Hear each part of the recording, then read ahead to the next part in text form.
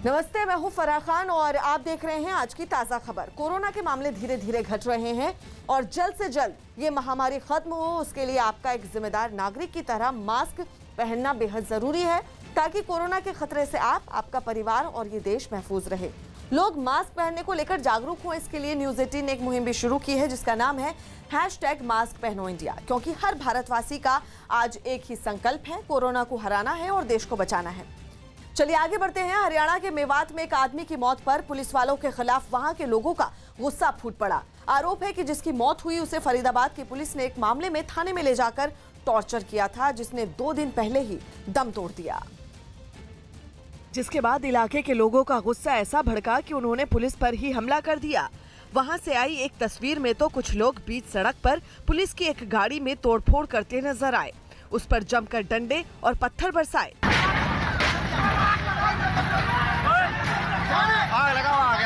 हंगामा कर रहे इन लोगों को कुछ लोगों ने ऐसा भड़काया कि उन्होंने उस गाड़ी में आग तक लगा दी। देखते ही देखते पूरा इलाका जंग का मैदान बन गया। पुलिस की जो भी गाड़ी सड़क पर उत्पात मचा रहे इन लोगों के सामने आई, उसे उन्होंने नहीं बख्शा। रास्ते पर उतरी भीड़ ने वहां खूब तांडव मचाया। ये सब पुलिस वालों की आंखों के सामने हुआ, लेकिन लोगों के गुस्से के आगे उनकी एक ना चली। वो चुपचाप बेबस बनकर पूरे तमाशे को देखते रहे। बिहार के अररिया से रोंगटे खड़े कर देने वाली कुछ तस्वीरें सामने आई। वहां जमीन विवाद में 2 पक्षों में खूनी झड़प हो गई। मारपीट की ये घटना सोशल मीडिया पर वायरल हो गई, जिसमें दोनों ओर के लोग एक दूसरे पर लाठियों से जानलेवा हमला करते नजर आए। खेत के बीचों बीच हुई इस खूनी झड़प में महिलाएं भी पीछे नहीं रहीं। उन्होंने भी पूरी ताकत से एक दूसरे पर लाठियां भांजी। जमीन के विवाद में ये लोग एक दूसरे के खून के प्यासे बन गए। जिस तरह से ये मारपीट कर रहे थे, उसे देख ऐसा लगा जैसे वो एक दूसरे की जान लेकर ही दम लेंगे। हैरानी की बात तो ये रही कि वहाँ मौजूद कुछ लोग मारपीट कर रहे लोगों को रोकने की बजाय उल्टा उन्हें भड़काते सुने गए। यही नहीं, कुछ लोग ऐसे भी थे जो इस खूनी झड़प का आनंद उठा रहे थे। वीडियो सामने आने के बाद पुलिस इस मामले की छानबीन में जुट गई। मुंबई में रुक रुक कर हो रही भारी बारिश की वजह से लोगों की परेशानियां बढ़ गई हैं। बारिश की वजह से मुंबई के कई इलाकों में पानी भर गया। बीएमसी ने अगले 2 दिनों यानी आज और 14 जून को भारी बारिश का अलर्ट जारी किया है। आपको बता दें, बीएमसी ने अपने सभी कर्मचारियों की छुट्टियां रद्द कर दी हैं, जबकि एनडीआरएफ की टीम भी अलर्ट पर है। लोगों से बेवजह घरों से बाहर ना निकलने की अपील की गई है और इसके साथ ही समंदर में ऊंची लहरें उठने का अलर्ट भी जारी किया गया है।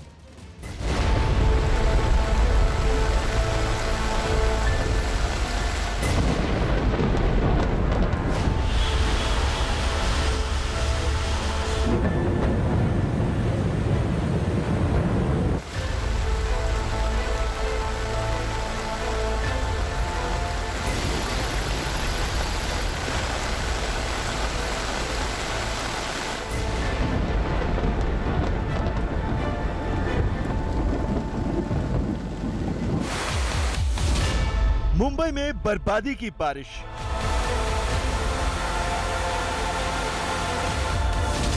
सड़कों पर उमड़ा सैलाब।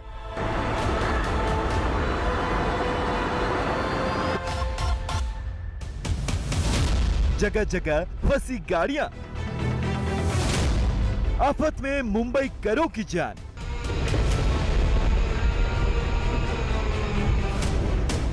मुंबई में मौसम ने अचानक ऐसा करवट लिया कि देखते ही देखते पूरे शहर की सूरत बदल गई। बारिश के प्रचंड वेग ने मुंबई को इस कदर हिला दिया कि लोगों के जहन में सैलाब की पुरानी तस्वीरें कौंधने लगी। बारिश के बाद तबाही और बर्बादी का ये मंजर मुंबई करों के लिए मुसीबत का अंबार बन गया और जो जहां था वहीं फंस गया। हर किसी की जुबान पर एक ही सवाल है कि आखिर बारिश में मुंबई का ये हाल क्यों हो जाता है।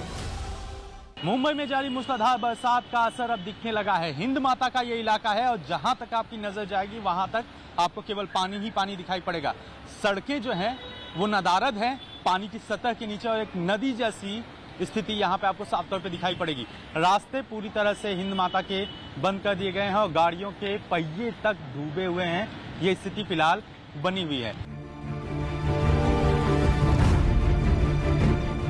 मुंबई में मॉनसून अपने तय वक्त से 2 दिन पहले ही आ धमका और उसने मुंबई का ये हाल कर दिया। और सबसे चौंकाने वाली बात यह है कि अगले 48 घंटों के लिए मुंबई के लिए मौसम विभाग की खास चेतावनी है। हम लोग देख रहे हैं अगले 2 दिनों तक मुंबई के लिए रेड अलर्ट जारी कर दिया गया है। इसका कारण है बंगाल के उपसागर में जो कम दबाव का क्षेत्र बना हुआ है, उसके चलते वेस्ट कोस्ट पे पूरी जगह पे वेस्टर्ली स्ट्रांग हो गई है। इसकी वजह से पूरे कोंकण रीजन में इंक्लूडिंग मुंबई सभी जगह पे मूसलाधार बारिश होने की संभावना है। पिछले एक हफ्ते से मुंबई में मौसम का मिजाज कुछ इस कदर बदला है कि एक झटके में सब कुछ बदल गया। जिन सड़कों पर बेधड़क होकर गाड़ियां गुजरती थी, वहां भारी बारिश के बाद उमड़े सैलाब ने अपना कब्जा ले लिया है। कहीं बीच रास्ते में बसें फंसी हैं, कहीं गाड़ियां पानी में डूब गई हैं।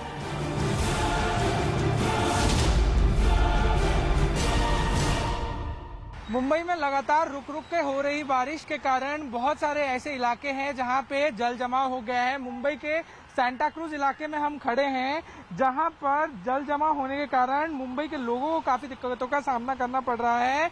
लगातार सुबह से रुक रुक कर बारिश जो है वो हो रही है, मूसलाधार बारिश हो रही है। वहीं मौसम विभाग पहले ही कह चुका है कि आने वाले 2 दिन मुंबई में भारी बारिश हो सकती है। मुंबई पर अचानक टूटी इस आफत ने इस शहर की लाइफलाइन यानी लोकल को भी डिरेल कर दिया है।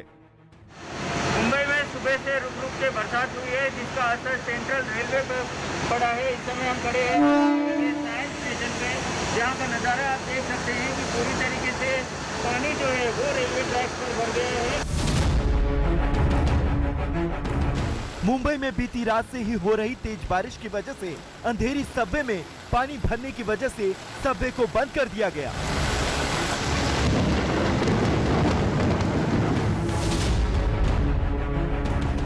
मुंबई में अचानक आई बारिश ने क्या रुख अख्तियार कर लिया, किंग सर्कल से सामने आई इन तस्वीरों को देखकर समझा जा सकता है।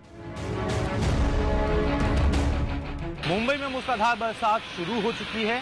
रह रहकर लगातार जो है वो बरसात जारी है और कहीं न कहीं जल जमाव अब होना शुरू हो चुका है। किंग सर्कल का इलाका है और साफ तौर पे यहाँ पे देखें तो जो रुक रुक कर बरसात हो रही है उसकी वजह से जो जल जमाव हो रहा है उसे निकालने के लिए यहाँ पर पहले तो ड्रेनेज खोले गए हैं, साथ ही साथ पंप्स लगाए गए हैं, ताकि मानसून की दस्तक पर जिस तरह के हालात पैदा हुए थे उस तरह की पुनरावृत्ति न होने पाए। मुंबई में बरसात के इस बरसते कहर का सबसे ज्यादा सामना उन लोगों को करना पड़ा जो रोजमर्रा की तरह अपने दफ्तरों या काम के लिए निकलते हैं।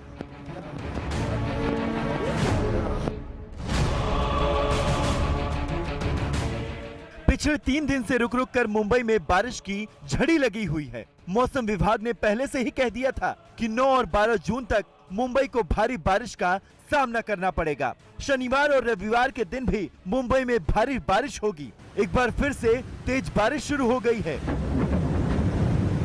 समुद्र में हाई टाइड की वजह से ऊंची ऊंची लहरें उठ रही हैं।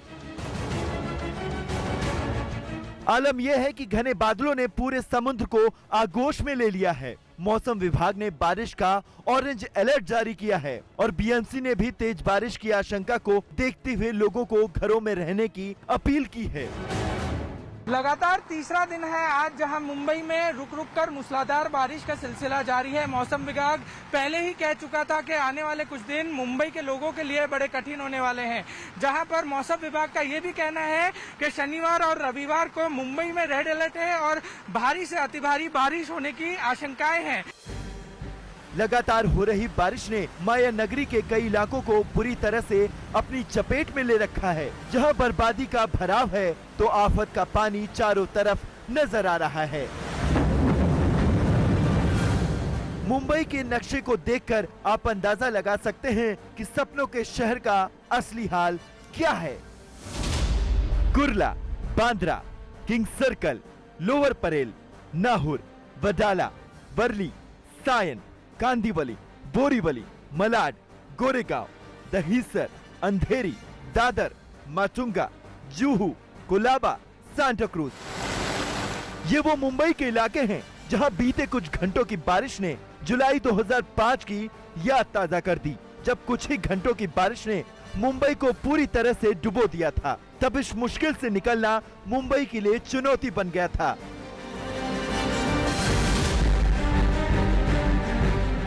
बरसात अपने साथ कई तरह की बर्बादी को भी लेकर आती है। नवी मुंबई के कोपर खैराने में बीती रात से लगातार हो रही बारिश के कारण एक पेड़ गिर गया। यह पेड़ पाम सोसाइटी की पार्किंग में खड़ी गाड़ियों पर गिरा, जिससे कई गाड़ियां उसकी चपेट में आ गई और नुकसान हो गया। गनीमत रही कि रात का वक्त होने की वजह से कोई गाड़ी में नहीं था।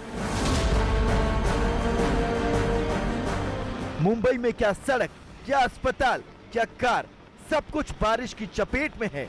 अलग अलग हिस्सों से आई ये तस्वीरें इस बात की गवाही दे रही हैं कि ये मुंबई के लोगों की जिंदगी पर कितना भारी पड़ सकता है। घरों में कई फीट पानी भरा हुआ है, सामान डूब चुका है। नवी मुंबई के पास बेलापुर किले का एक हिस्सा बारिश की वजह से गिर पड़ा।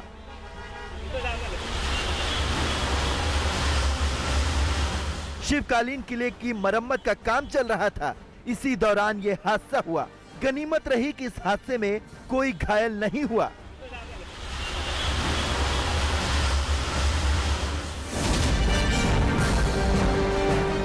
लगातार बारिश की वजह से मुंबई के पास पवई झील का पानी ओवरफ्लो होने लगा है।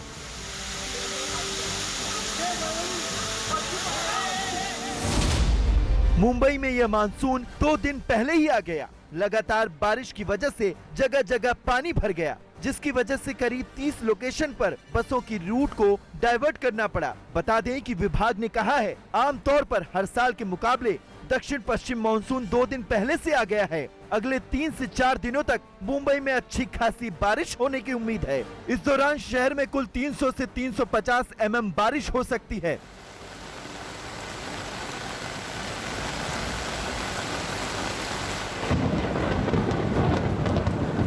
फिलहाल मौसम विभाग के मुताबिक जो आसार लग रहे हैं वो मुंबई की चुनौतियों को और बढ़ाने वाले हैं।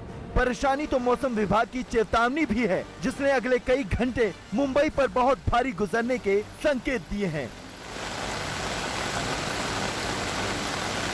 एहतियातन के मद्देनजर मुंबई प्रशासन की तरफ से सभी प्राइवेट संस्थानों को बंद कर दिया गया है।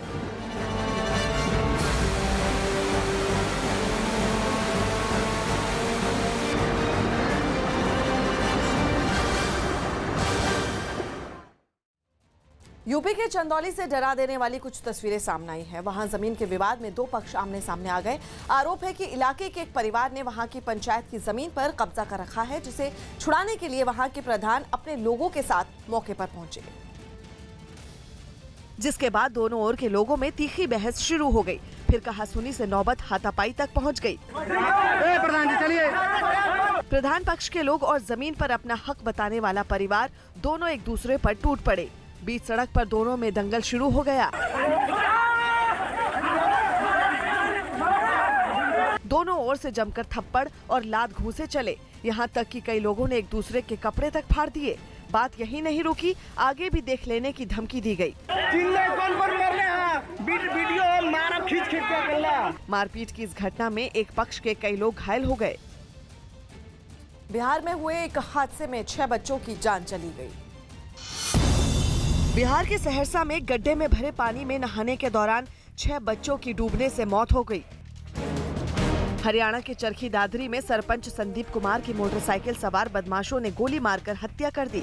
इस वारदात के बाद पुलिस मामले की तफ्तीश में जुट गई। फिलीपींस की राजधानी मनीला में एक छोटे जहाज पर लगी आग की चपेट में आने से 6 से ज्यादा लोग घायल हो गए। ये हादसा नदी किनारे खड़े इस जहाज में तेल भरने के दौरान हुआ और तभी एक जोरदार धमाके के बाद उसमें भीषण आग लग गई। पलक झपकते ही पूरा जहाज आग का गोला बन गया, जिसके बाद वहां मौजूद दमकल विभाग के लोगों ने तुरंत आग की इन खतरनाक लपटों पर पानी की बौछार शुरू कर दी। आग से निकलने वाले काले धुएं ने आसपास के पूरे इलाके को अपने अंदर ढक लिया। इस दौरान उस जहाज पर कई धमाके हुए, जिसकी आवाज काफी दूर तक सुनाई दी। कुछ ही मिनटों में आग ने इतना विकराल रूप ले लिया कि उसने नदी के किनारे बनी कई झुग्गियां भी जला दी, जिसके बाद वहां लोग अपनी जान बचाने के लिए इधर उधर भागते नजर आए।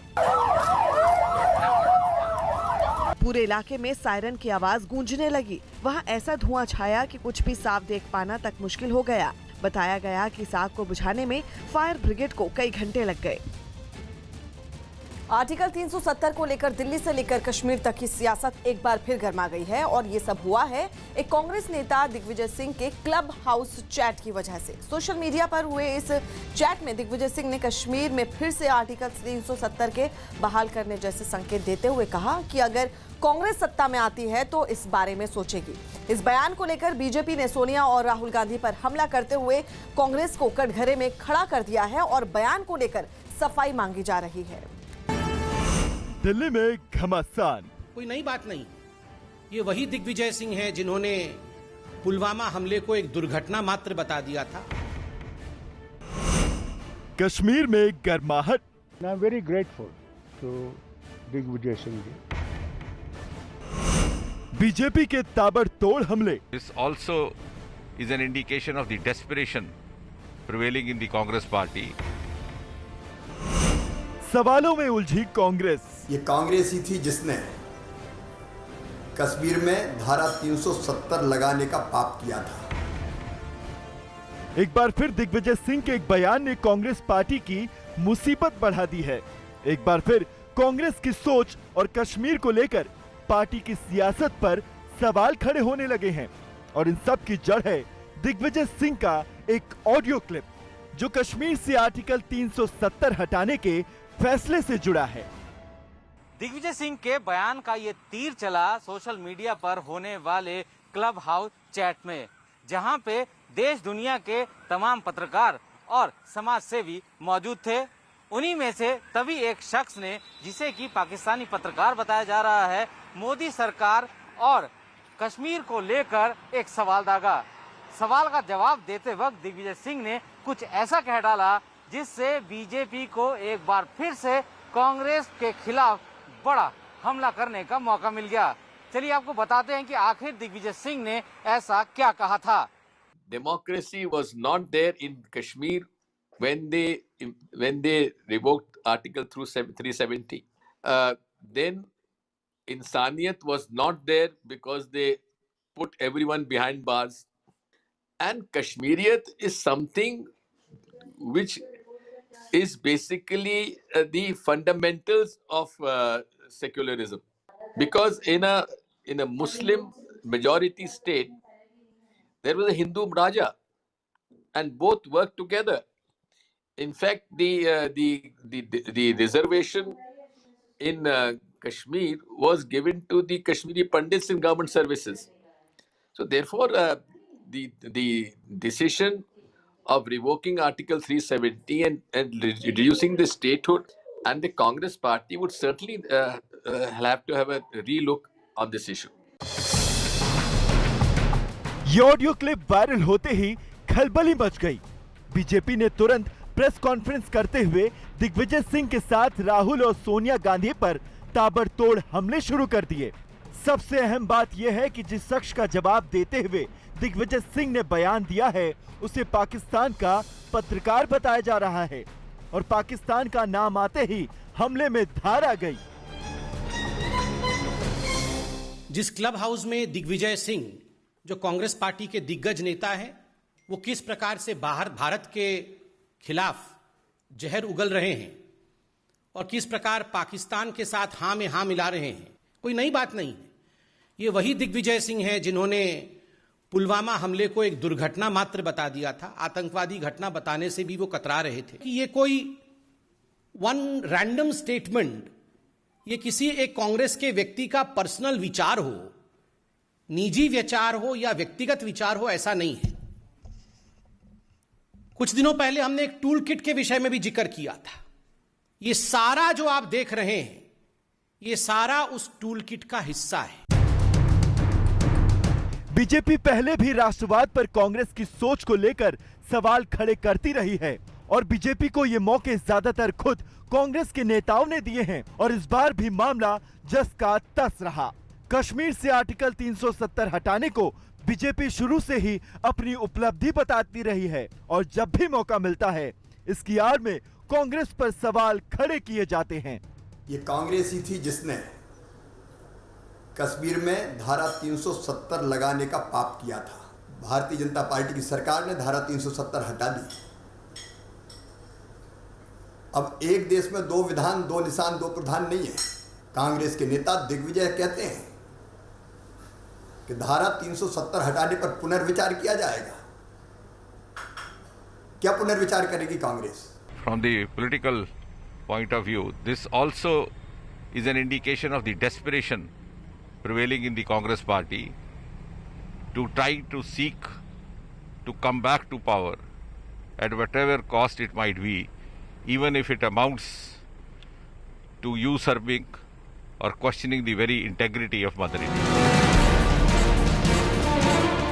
दिग्विजय सिंह के बयान पर जब दिल्ली में हलचल मची तो लहरें घाटी तक भी उठने लगी। अपने राजनीतिक वजूद को फिर से खड़ा करने में जुटे कश्मीर के नेताओं ने बयान को घाटी में आम लोगों से जोड़ दिया। And I'm very grateful to Digvijay Singh ji. He has realized the sentiments of the people, as other parties of the nation who have also spoken about it. I welcome it heartily and hope that the present government will look into this again.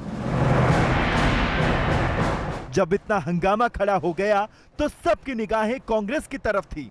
BJP के हमले पर कांग्रेस के जवाबी हमले का सभी को इंतजार था। तब कांग्रेस पार्टी की तरफ से उनके 2019 के प्रस्ताव की याद दिलाई गई, जिसे कांग्रेस वर्किंग कमेटी ने पास किया था। 2019 के उस प्रस्ताव में कश्मीर से आर्टिकल 370 हटाने के सरकार के फैसले को गलत बताया गया था, लेकिन उसे बहाल करने की बात कभी नहीं की गई थी। बयान को भारतीय जनता पार्टी में एक गैंग है जो बात को तोड़ मरोड़ के किसी को यहाँ से उठाया, किसी को यहाँ से उठाया करके कोई बहुत बड़ा हमने काम कर लिया है, ऐसी बात करके चिल्ला चिल्ला के टीवी की चैनलों पे बोलते हैं। जाहिर सी बात है, एक बार फिर कांग्रेस पार्टी ने अपने वरिष्ठ नेता दिग्विजय सिंह के खिलाफ पल्ला झाड़ लिया है। ये कोई पहली बार नहीं है। दिग्विजय सिंह इससे पहले भी अपने बयानों को लेकर खुद के लिए और पार्टी के लिए मुसीबत खड़ी करते रहे हैं। भगवा आतंकवाद से लेकर तमाम ऐसे बयान हैं जिसने कांग्रेस पार्टी को परेशान किया, लेकिन कांग्रेस पार्टी हर बार बीच का रास्ता निकालकर विवाद को शांत करती रही। इस बार भी कांग्रेस ने अपना पुराना रुख बरकरार रखा है, लेकिन दिग्विजय सिंह के बयान ने पार्टी की मुसीबतें बढ़ा दी हैं और इसी बहाने एक बार फिर टूल किट का विवाद खड़ा हो गया है, जिसे कांग्रेस ने बहुत मुश्किल से शांत किया था। राजधानी दिल्ली में तीसरी लहर से निपटने की तैयारियां तेज कर दी गई। कोरोना की तीसरी लहर की आशंका को देखते हुए दिल्ली में तैयारी तेज कर दी गई। दिल्ली सरकार ने दावा किया कि उसकी ओर से 9 अस्पतालों में 22 ऑक्सीजन प्लांट लगाए गए। 1000 बिस्तरों के लिए, बेड्स के लिए ऑक्सीजन हॉस्पिटल के अंदर ही बनाई जाएगी। पश्चिम बंगाल के वित्त मंत्री अमित मित्रा ने केंद्रीय वित्त मंत्री निर्मला सीतारमण को एक खत लिखा, जिसके जरिए उन्होंने corona vaccine, mask, PPE kit और सैनिटाइजर पर लगाए गए जीएसटी पर अपनी नाराजगी जताई। राजस्थान कांग्रेस के लिए सियासी मुश्किलें थमने का नाम नहीं ले रही हैं। सूत्रों के हवाले से खबर है कि सचिन पायलट की नाराजगी ने जहां दिल्ली की सियासी फिजाओं को गरमा दिया है, वहीं गहलोत सरकार पर अब पायलट ग्रुप के विधायक फोन टैपिंग का आरोप लगा रहे हैं।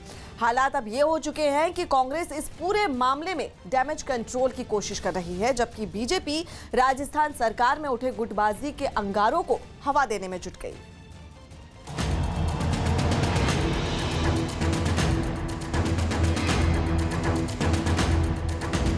कहा है जरूर विधायकों ने कि हमारे फोन टेप हो रहे हैं, कई विधायकों ने कहा भी है।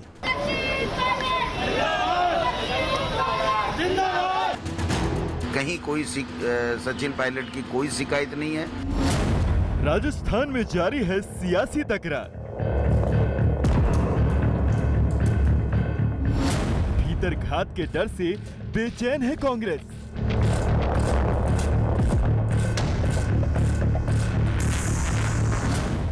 यह है पायलट पर उठे तूफान की कहानी।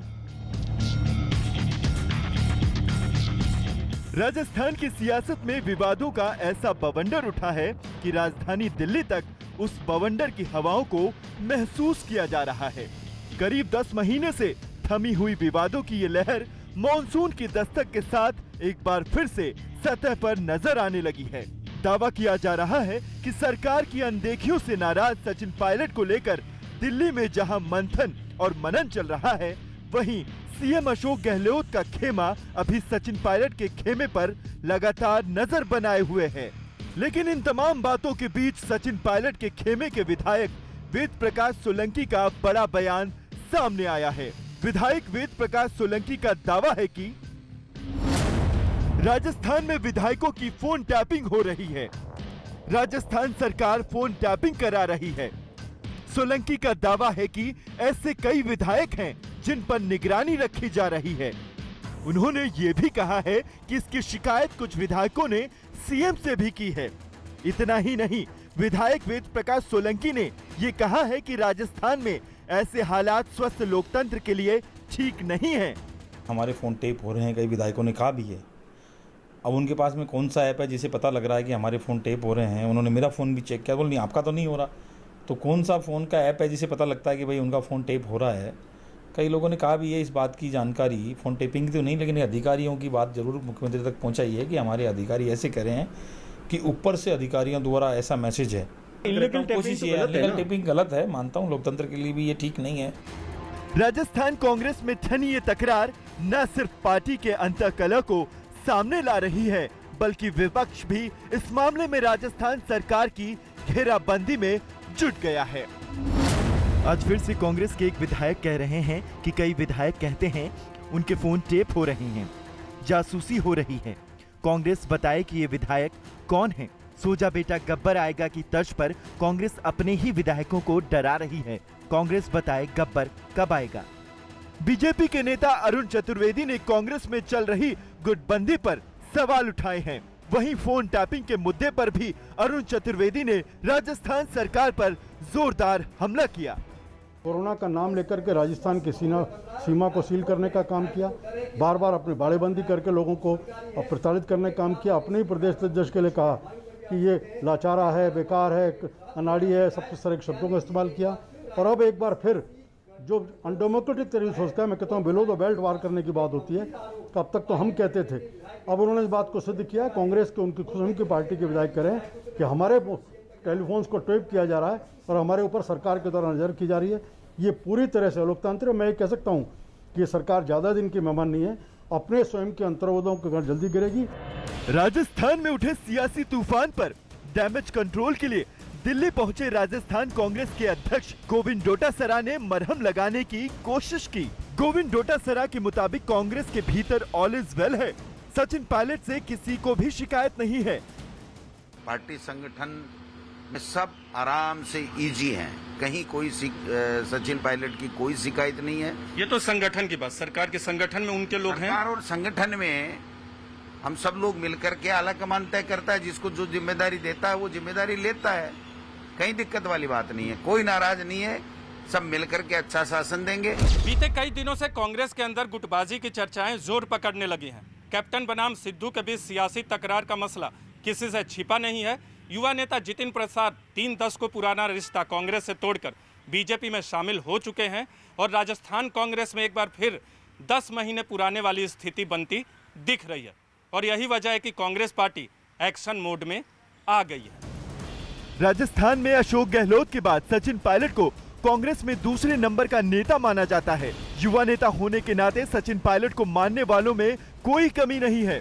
लिहाजा ये समझना जरूरी है कि आखिर राजस्थान की सियासत में अशोक गहलोत और सचिन पायलट के बीच ये तनातनी अब तक क्यों बनी हुई है। सूत्रों के हवालों से खबर है कि सचिन पायलट अपने 10 महीने पुराने मुद्दे पर तत्काल एक्शन की मांग कर रहे हैं।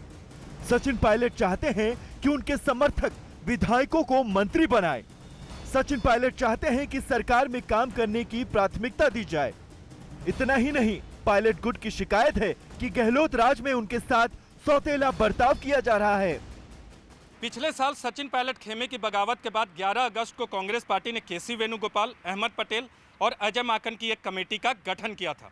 कमेटी का काम सचिन पायलट और उनके समर्थकों की मांगों को सुनकर पार्टी आला कमान को रिपोर्ट सौंपना था। लेकिन 10 महीने बाद कमेटी की रिपोर्ट का अता पता नहीं।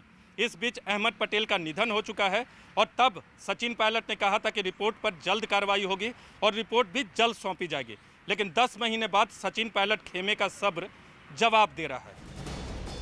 यही वजह है कि अब दिल्ली में सचिन पायलट के साथ सुलह की तैयारी शुरू हो गई है।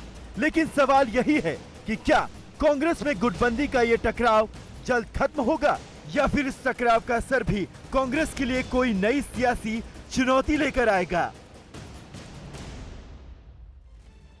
प्रधानमंत्री मोदी ने ग्रुप ऑफ 7 यानी G7 की मीटिंग को संबोधित किया। कोरोना महामारी के दौर में दुनिया की 7 बड़ी आर्थिक शक्तियां G7 समिट में हिस्सा ले रही हैं। प्रधानमंत्री नरेंद्र मोदी भी इस समिट में वर्चुअली शामिल हुए। पीएम मोदी ने G7 समिट के पहले सत्र में वन अर्थ वन हेल्थ का मंत्र दिया। जर्मनी की चांसलर एंजेला मर्केल ने विशेष रूप से पीएम के इस मंत्र का उल्लेख किया और इसका समर्थन किया। प्रधानमंत्री नरेंद्र मोदी ने भारत में कोविड संक्रमण की दूसरी लहर के दौरान G7 और अन्य देशों के समर्थन की सराहना की। उन्होंने कोरोना महामारी से लड़ने के लिए भारत के दृष्टिकोण पर प्रकाश डाला। पीएम ने संपर्क ट्रेसिंग और वैक्सीन प्रबंधन के लिए ओपन सोर्स डिजिटल टूल्स के भारत के सफल उपयोग के बारे में भी बताया और अन्य विकासशील देशों के साथ अपने अनुभव और विशेषज्ञता को साझा करने की भारत की इच्छा से अवगत कराया। प्रधानमंत्री मोदी ने WTO में वैक्सीन पेटेंट में छूट के लिए G7 देशों का समर्थन मांगा है। प्रधानमंत्री ने वैक्सीन बनाने के लिए कच्चे माल के लिए खुली सप्लाई चेन बनाने पर भी जोर दिया। केंद्र सरकार ने मेडिकल ऑक्सीजन, वेंटिलेटर और कोरोना के इलाज में इस्तेमाल होने वाले दूसरे उपकरणों पर जीएसटी में बड़ी राहत दी है।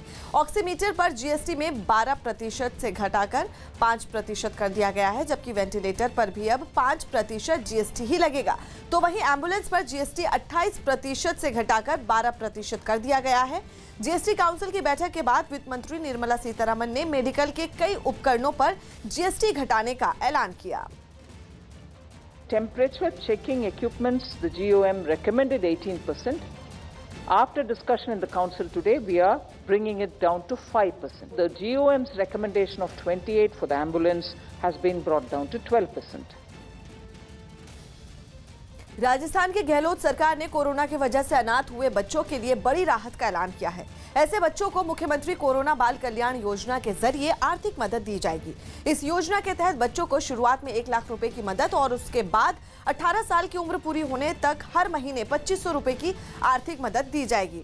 आपको बता दें, 18 साल की उम्र पूरी होने पर उन्हें 5 लाख रुपए की मदद भी मिलेगी।